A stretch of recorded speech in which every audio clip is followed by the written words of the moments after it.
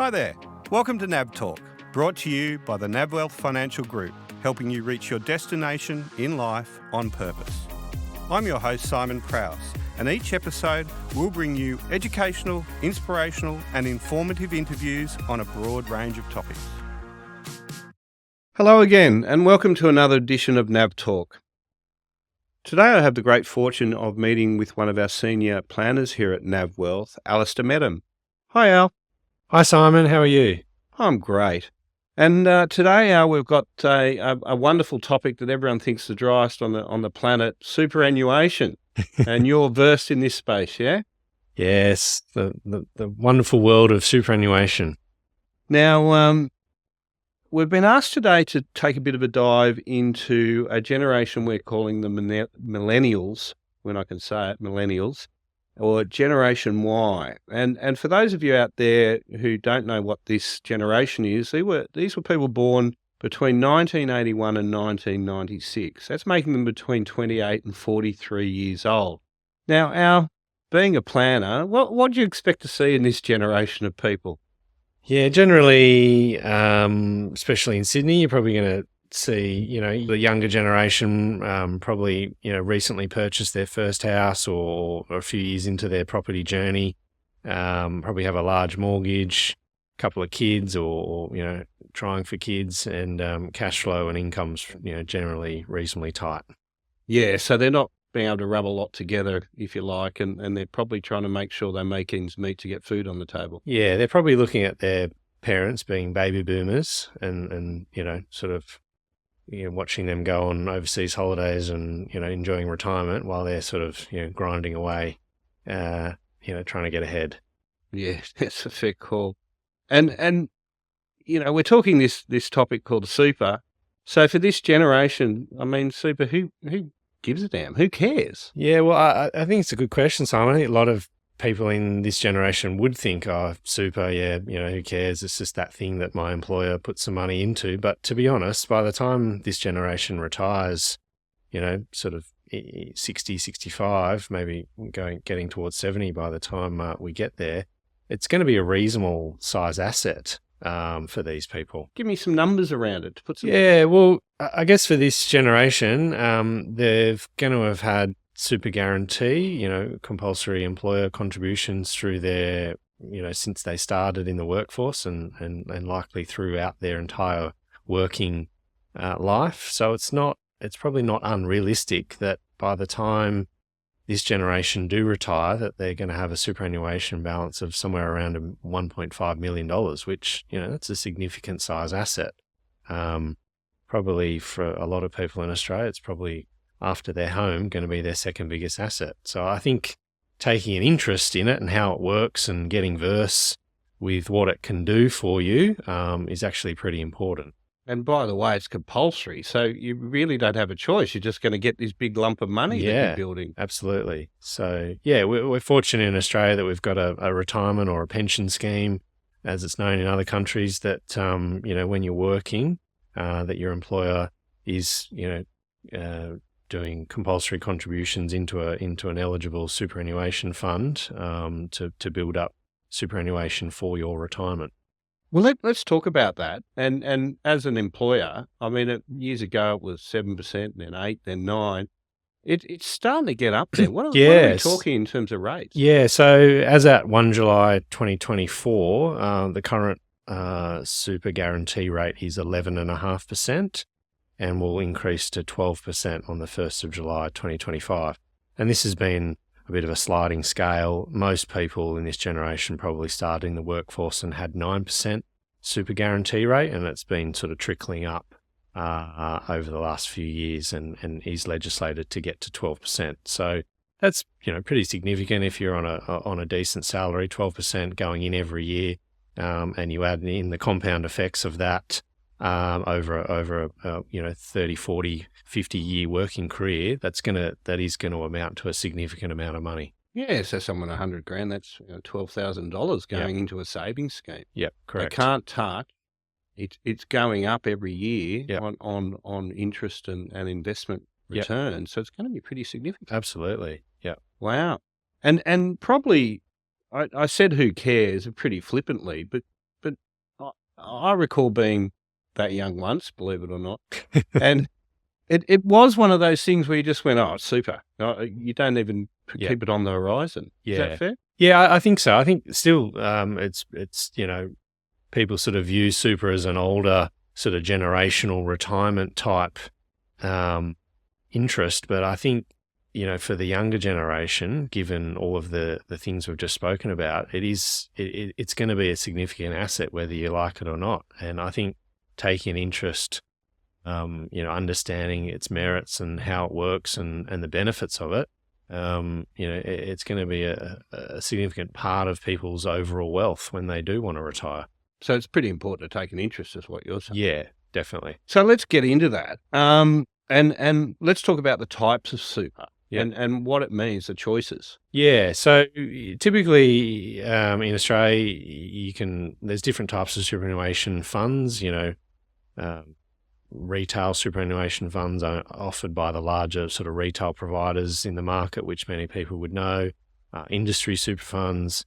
And then self-managed super funds as well. So that's, typically sort of, most people would be reasonably familiar with one of those types of superannuation funds.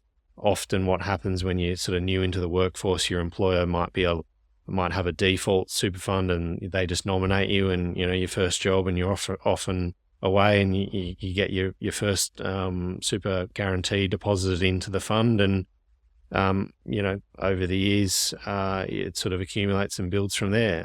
Sometimes what happens is people sort of switch and change careers and change jobs, and they end up with different superannuation funds as they've moved jobs, but which is not necessarily a good thing. But most people would be familiar with having some sort of superannuation fund, which is administered with Australian superannuation law, and it's run by trustees, and that they're running that fund in the interest of its members, and essentially when you get to retirement or meet certain criteria, you can access that super. Tell us, whilst those terms might be reasonably familiar to people, is there a distinct difference between, for example, an industry fund and a retail fund?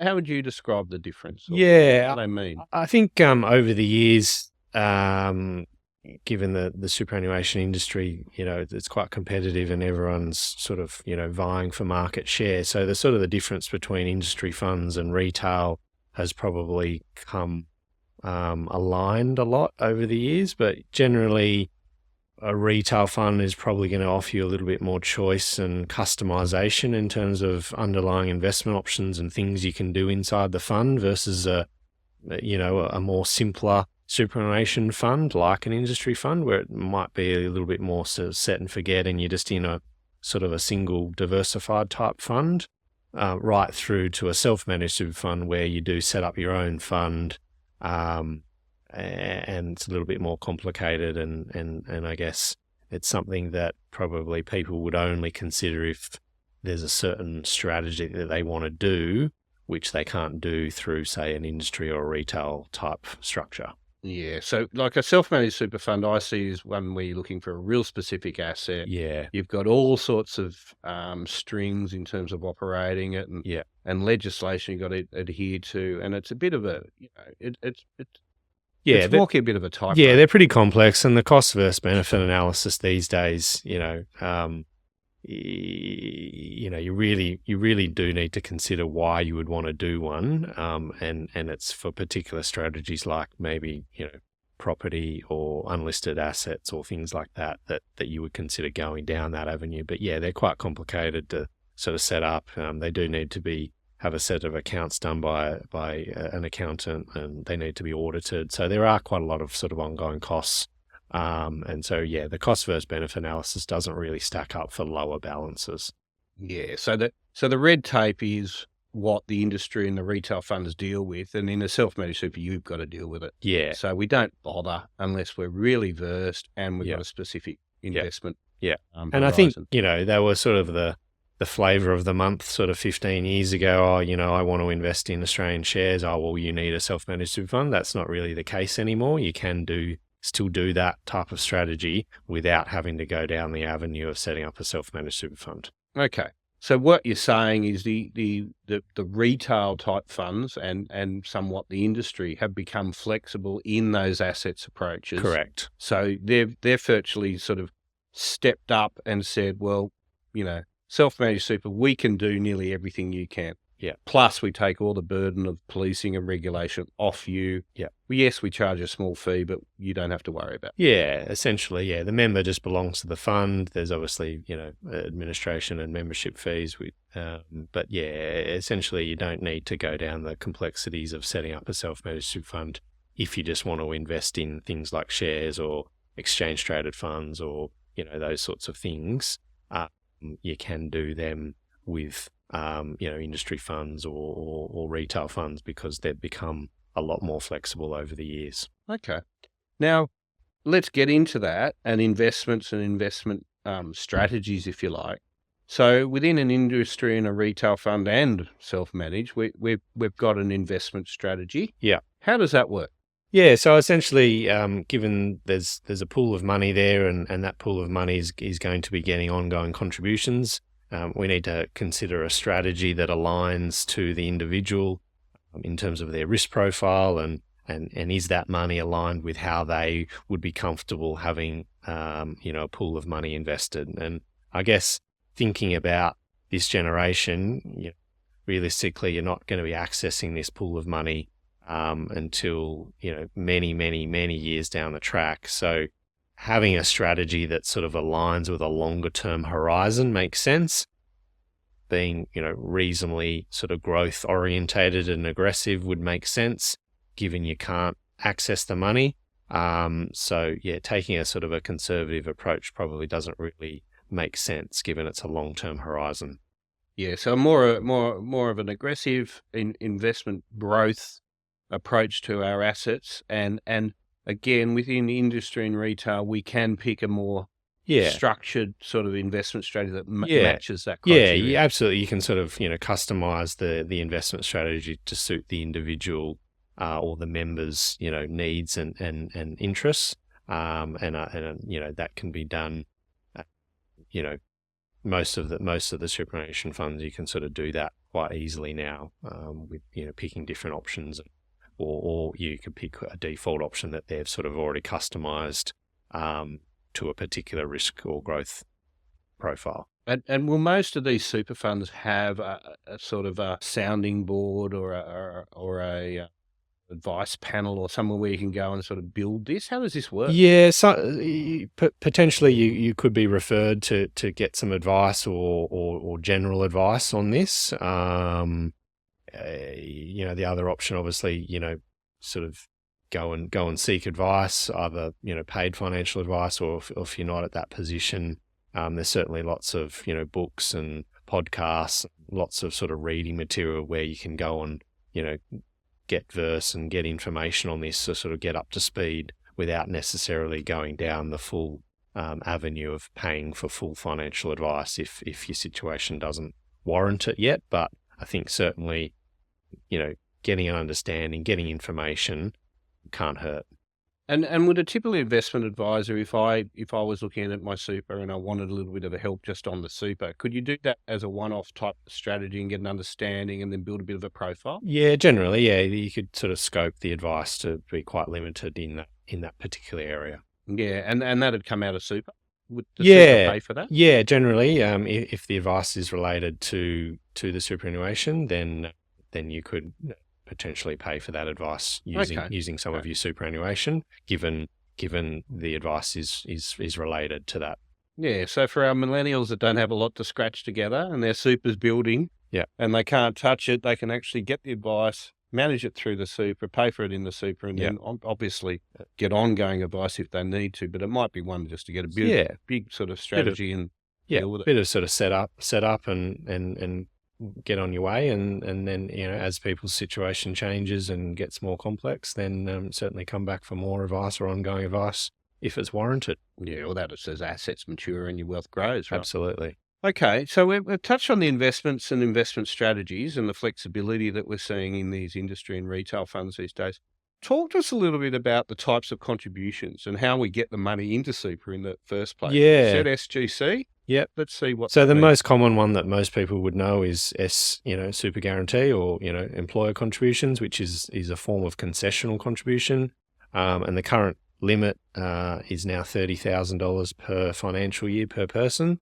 And that's made up of any contributions that your employer puts in, or if the individual elects to do some salary sacrifice or a personal deductible contribution, they can elect to put some additional money into super pre-tax, but the combination of all of those can be no more than $30,000. So it's capped at $30,000 per annum. And when you say pre-tax, how does that work? Yeah, so when the money goes into superannuation, it is taxed at 15%. Federal government, ATO clip the ticket and take 15% of the contribution as a tax. But for most people earning income, that 15% tax is going to be lower than their marginal rate of tax that they're paying on their income. Okay, so I'm earning income $100,000. I'm paying 30% tax on my last dollar. Yeah. When it goes into super, I'm only paying 15. Yeah. And when I put the money into super, I'm not adding to my income. So obviously it's yeah. So if you were on a $100,000 income and you were getting 11.5% super guarantee, circa $11,500 going in from your employer, and you were in a position where you wanted to add some additional money to super, you basically forego some of your salary.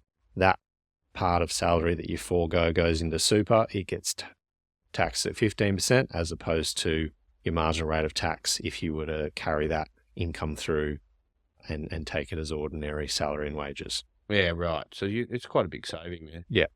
Okay, so that's your concessional contribution. That's one way. The other way, non-concessional contributions, and this is a much larger cap, and this is where you're using after-tax money. So you've built up savings, you've got an inheritance, you've sold an asset, you've paid your taxes, you paid your various sale proceeds or what have you to get the money into your bank account, and you can put larger lump sums of money into super to build it quicker.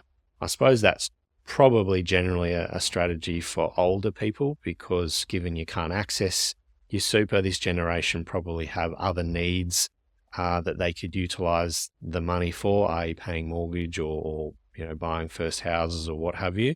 So it is certainly a strategy to consider, but generally we generally see it for people that have already acquired and built up a large asset base, have a lot of additional sort of surplus funds sitting around and want to add to their super.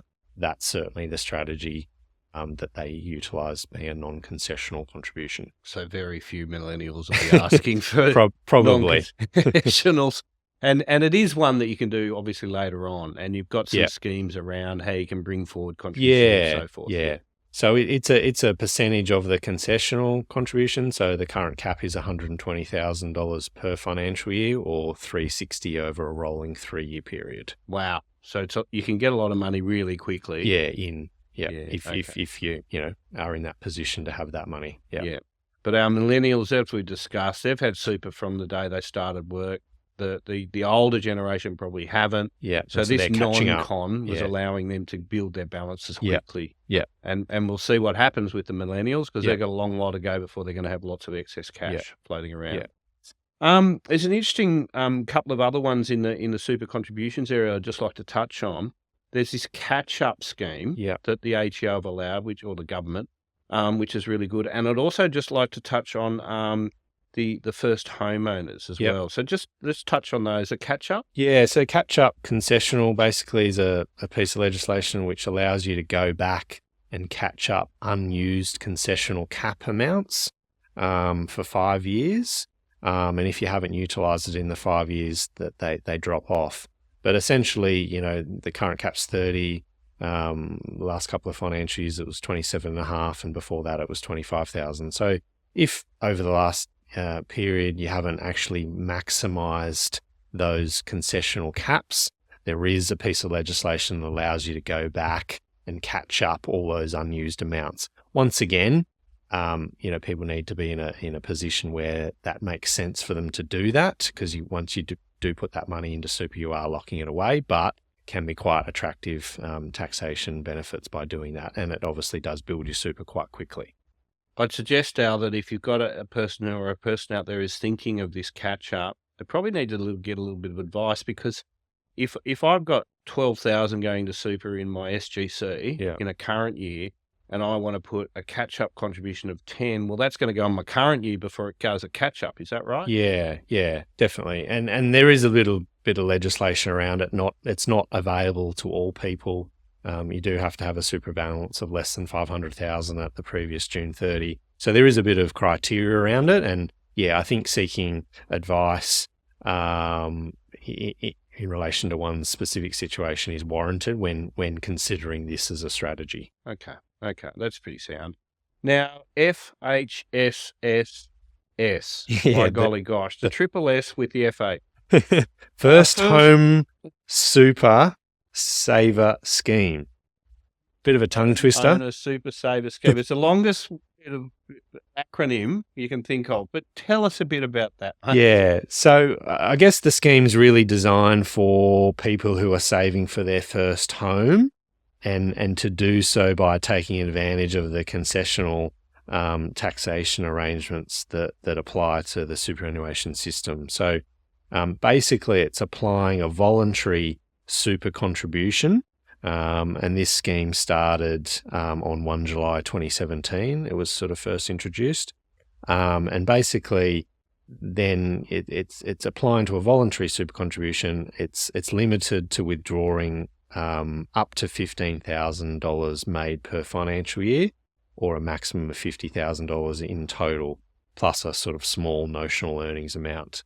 So basically, it's really as a way of helping people build their super, but then using that super, pulling it back out and using it as, towards a deposit on your first home. So it is really a specific piece of legislation that is designed specifically for first home buyers. So I'm a first home buyer. I've just got married. Yeah. My spouse and I have been thinking about this scheme, and we thought we'd utilise it. We could get 50,000 each over a period of time. Yeah. Into Maximum. that super. Yep.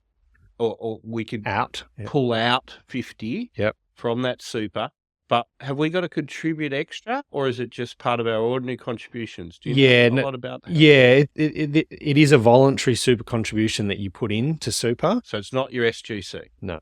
Okay. So you'd have to go and drop 10,000 into super in a year? Yeah. Right. As an example. Yeah. Okay. So I go up, I drop 10,000 extra in 1 year, 10,000 for 5 years. Yeah. I can then rip that out when I'm ready to buy my house with my spouse. So I've got suddenly 100,000 potentially as a deposit for my property. Yeah. When the money goes in, do I get a tax deduction still? Yes. Wow. That's pretty interesting. So from your voluntary contributions, you can pull out 15,000 in 1 year, or over multiple years, you can pull out 50. A maximum of 50. Yeah. Wow. So really, again, if you're interested in this process, it's probably worth getting a little bit of advice and some structure around it. But it sounds like a great way to get ahead for that first home, right? Yeah. And once again, there is eligibility requirements. So, no previous interest in an Australian property. The property you are purchasing is in Australia. You haven't used this scheme previously on a release authority. And there are age requirements. You need to be over 18 to be able to access the scheme. Yeah, fair call. But another one that the government's allowed. Yeah, it's certainly a scheme that might not be applicable to all people, but certainly, it's certainly a good scheme to take advantage of, especially for those first home buyers. Well, it sounds like a perfect one for the millennials, especially for the parents with millennials still at home. Yeah. They might help them get into this scheme. Sounds like a pretty good one. In terms of super, and I'm just going to now look into the future, right? We got a thing called a preservation age, and what do you see as being the preservation age when these people are getting to that time? Preservation, by the way, for all those listening, is when you can actually access this super. Yeah. So currently preservation age is 60, but yeah, what that might be, 20, 30, 40 years down the track, the goalposts might have moved. But essentially there are some rules and access requirements to be able to access your super one. The first one being you've met your preservation age, which is currently 60. So for this generation, obviously, they're not 60 many years until they are 60, which is, I guess, why, it will build to be, for most people, a pretty significant asset by the time they do get to their 60s and 70s. Yeah, and when you hit that age too, your super turns into what they call a pension. Yeah. So what does that mean? Yeah, so, you're accumulating your superannuation through your working life, but when you get to retirement, you can convert your superannuation into a pension account, and then, you can draw back on that and draw a tax-effective income and pay yourself essentially a pension from your accumulated super. So you're going to be earning money from your super over the extended period on the later years, and that tax on that is concessional, if not nil? Yeah, correct. Yeah, so in pension phase super, the tax is 0. And post 60 drawing income, the pension income is also tax-free. Wow. So tax-free money, but that carrot's a long way off. Yeah. Okay. So one of the benefits of why it is quite attractive to, build this as a bit of a nest egg in the background. Yeah, yeah. And it sounds like, from what you're telling me, that really this asset is probably going to be outside the family home, if you do have one. Yeah. There's a lot of people talking about not having a family home now in the Yeah. future. It's going to be just about the most significant asset you're going to have access to. Absolutely. Yeah. For the, standard sort of person, got a home, even if you don't have a home, by the time you do retire, if you've, had a pretty continuous sort of working life and career, without too much trouble, the superannuation balance is going to be pretty big for this generation. Yeah, wow. So, Al, look, this has been great. And whilst we sort of haven't dived down too deep, I think for those out there that you could realise the significance of these assets, it's pretty important to look into that. So what would be your takeouts? If you're a 30-year-old right now hearing this talk, what would you do around your super, and what would you be considering? Yeah, I think as we've sort of highlighted today, it is going to be a significant asset. So, take an interest, go and listen to some podcasts, read some books. And if it's really something that you want to get further advice on, go and seek advice and understand that, because I think the benefits of superannuation are really high, and this generation has a lot to gain from that. Great. So, Al, look, I really appreciate your time. If anyone wants to get a hold of you, they just give Navwealth a call? Yeah, just reach out, send us an email, and we can go from there. Great. Thanks, Al, and I look forward to another chat in the future on whatever topic we can find that's going to be interesting to these millennials, hey? Thanks for having me, Simon. Pleasure.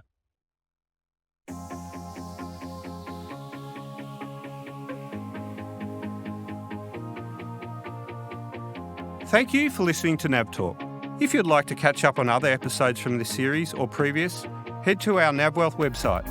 Until next time.